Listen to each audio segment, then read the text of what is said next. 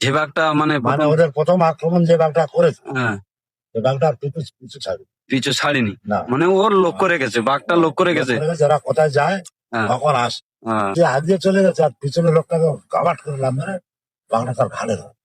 ওই দুজনের মধ্যে একজনের ঘাড়ে ধরে, হ্যাঁ। বাঘে ধরেছে। হ্যাঁ, আচ্ছা আচ্ছা।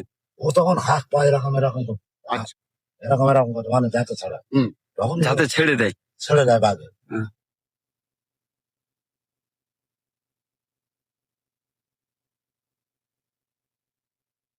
অনেক ভালো আছেন তো? জেকে চলো চ্যানেলে আপনাদের সবাইকে স্বাগতম।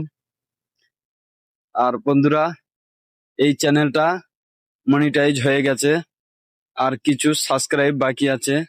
আপনাদের কাছে রিকোয়েস্ট থাকবে, সবাই চ্যানেলটা সাবস্ক্রাইব করে আমাদের পাশে থাকুন, ভিডিওটায় একটা লাইক দিন। তো চলো, আজকে এসছি আমরা ঝড়খালি।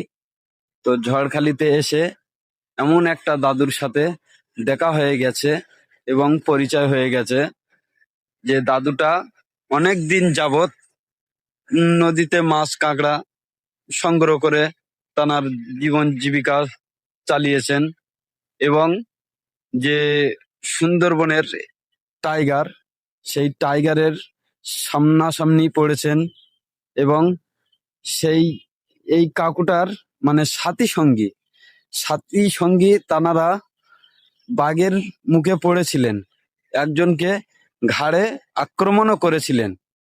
তো চলো আমরা সেই গল্পটাই শুনে নেব এই কাকুর মুখে। তো ভিডিওটা বেশি বড় করছি না, আসুন তাহলে জেনে নেওয়া যাক।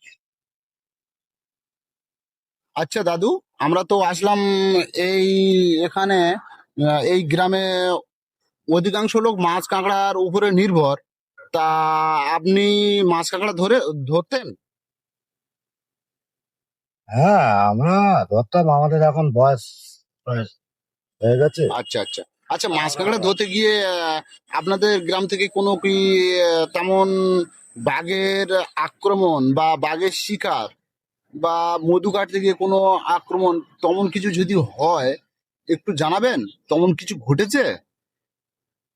ঘটেছে বলতে, ওই দুজনে ওরা জঙ্গলে মাছ ফাছ নৌকো নিয়ে মাছ ফাছ ধরতে গেছে। আর দুজনে কারা?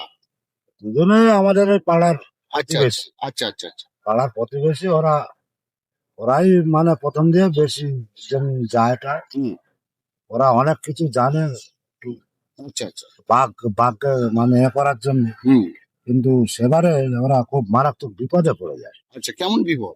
যেরকম ধরুন, ওই যে নৌকোয় করে যাচ্ছে আর একজন লেবে যাচ্ছে নৌকোর ধারে, আর বাঘও এসে গেছে।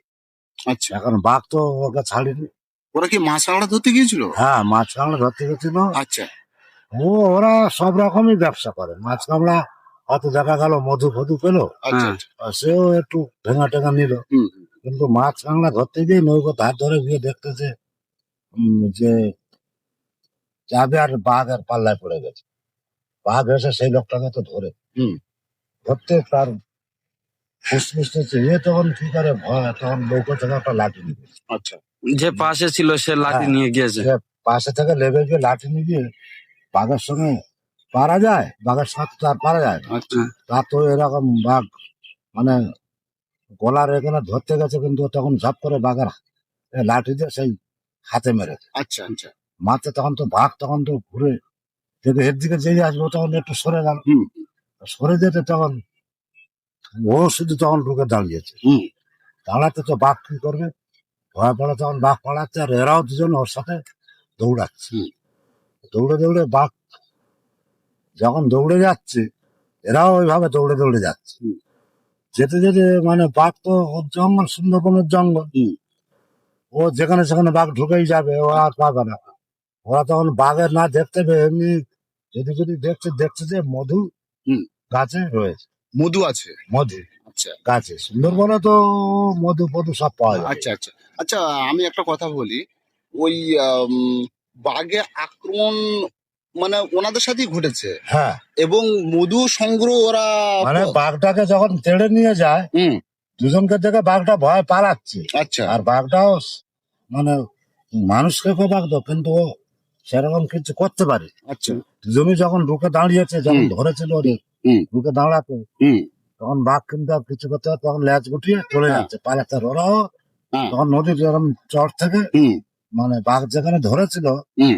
সেখান দিয়ে উঠে ওরা তখন ওই ইয়েতে ভেড়ির উপরে উঠে গেছে। হুম। হুম। হুম। আর বাঘও জঙ্গলের ভিতরে ঢুকেছে ওরা, হুম। ওরাও জঙ্গলের উপরে কিছুটা গিয়ে হুম। দেখতে যে গাছে মধু হয়ে আছে। আচ্ছা। এবারে মধু ওরা তো পিতে জানে, হুম। মধু ফধু ভাঙে, মধু যেরকম ভাঙতে গেছে, গিয়ে দেখতে যে ওখানে মধু রয়েছে, অনেক মধু, গাছে তো সাপ রয়েছে। গাছে সাপ? হ্যাঁ, সেই মধু যে গাছটায় ভাঙছে, হ্যাঁ আচ্ছা হ্যাঁ আচ্ছা আচ্ছা। সেই সাপটা তো এবারে কি করবে? সাপটা তো এরকম মধু মানে ভাঙতে গিয়ে দেখলো মানে গাছের। মধু ভাঙতে গেছে, হ্যাঁ, দেখতে যে গাছের ওপরে সেই মধুর ওপরে সাপ রয়েছে, সাপ আছে। সাপ আছে। আর ওরা তো যারা মধু ভাঙা সুন্দরবন এলাকায়, তারা সব রকম বিদ্যেও জানে। ওরা হুম। হুম। ওরা এমন একটা বিদ্যে করলো, সাপ আর কিছু করলো না, লেবে চলে গেল। আচ্ছা। এবার ওরা যখন মধু ভেঙে নিয়ে, তখন এবার ওরা যখন মধু ভেঙে আসছে, হ্যাঁ। আর সেই বাঘটা কিন্তু ওদের পিছু ছাড়ে। যে বাঘটা মানে মানে প্রথম, ওদের প্রথম আক্রমণ যে বাঘটা করেছে, হ্যাঁ, সে বাঘটা আর পিছু পিছু ছাড়ে পিছু ছাড়েনি, না। মানে ওর লক্ষ্য রেখেছে, বাঘটা লক্ষ্য রেখেছে। লক্ষ্য রেখেছে এরা কোথায় যায়, হ্যাঁ। কখন আসে। হ্যাঁ, ওইবার বাঘটা আচ্ছা। তো, বাঘ এমনি গাছের ওপরে উঠে থাকে, কিন্তু হ্যাঁ, সে তো বাঘ তো এমনি গাছে উঠতেই পারে। ও উঠতেই পারে। ওরা যখন তো মধু ভেঙে, যে অনেকটাই মধু ভেঙেছে, যে একটু মনের খুশিতে আসছে, হুম। আগো পিছু হয়ে গেছে। হুম। হঠাৎ কিন্তু যে আগিয়ে চলে গেছে, আর পিছনে লোকটাকে গাবাট করে লাভ মেরে বাঘটা তার ঘাড়ে ধরে, ওই দুজনের মধ্যে একজনের ঘাড়ে ধরে। ঘাড়ে ধরে। হ্যাঁ। বাঘে ধরেছে। হ্যাঁ, আচ্ছা আচ্ছা। এইবারে যখন ধরেছে ওকে, ও তো একটু আগিয়ে চলে গেছে, পিছনের লোকটা গল্প করতে করতে আসছে। হুম। হুম। হ্যাঁ হ্যাঁ হঠাৎ গল্পটা বন্ধ হয়ে গেছে, যখন বাঘে ধরেছে হ্যাঁ। হঠাৎ তার গল্পটা বন্ধ হয়ে গেছে। হুম। ও পিছন ঘুরে দেখেছে বাঘ কি ওকে সব ধরে নিয়ে টানাটানি করতেছে, নেংড়ি করতেছে। ও তখন হাত পা এরকম এরকম করতেছে, আচ্ছা। এরকম এরকম করতে, মানে যাতে ছাড়া। হুম। তখন যাতে ছেড়ে দেয়। ছেড়ে দেয় বাঘে। হ্যাঁ। এবার লাঠি রয়েছে, লাঠির বাড়ি এসে তখন বলে ও যেখানে মরে যাবে, আমার বেঁচে থেকে কি লাভ।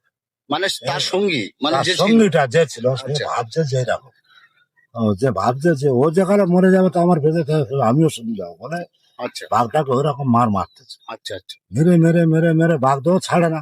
হ্যাঁ। বাঘ তো যখন লাস্টে জখম হয়েছে, ওকে ধরে এখানে ওখানে মানে গলায় ধরে তাকে, সে লোকটাকে মেরে ফেলাতাম। হুম।